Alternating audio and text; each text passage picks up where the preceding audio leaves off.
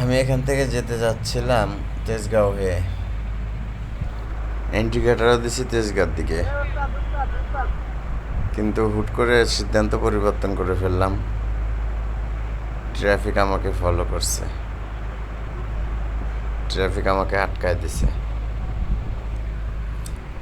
আটকায় দিয়ে আমার কাগজ চেক দিচ্ছে। ছোটোখাটো একটা মামলা দেবে হয়তো। সার্জেন্টের কাছে নিয়ে আসছে এবং বলতেছে যে উনি বামে যাওয়ার জন্য ইন্ডিকেটার দিছে, এখন উনি আবার ডান দিক দিয়ে বের হয়ে গেছে। তো সার্জেন্ট খুব সতর্ক, যেহেতু আমার হেলমেটে ক্যামেরা লাগানো আছে। সার্জেন্ট আমার কাগজ চেক দিচ্ছে, তো সার্জেন্টকে আমার কাগজপত্র দেখালাম।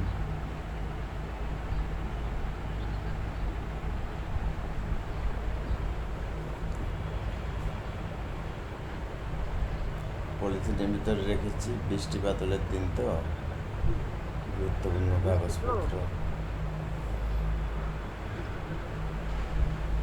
3টা পলিথিনে রাখছি।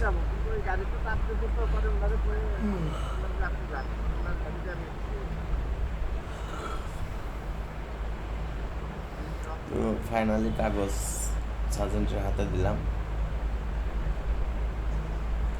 সার্জেন্ট সাহেব চেক দিচ্ছেন কাগজপত্র ঠিক আছে কিনা।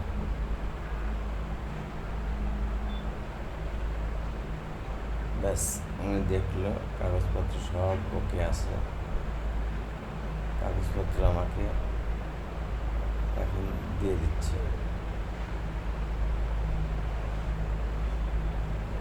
বেশি কিছু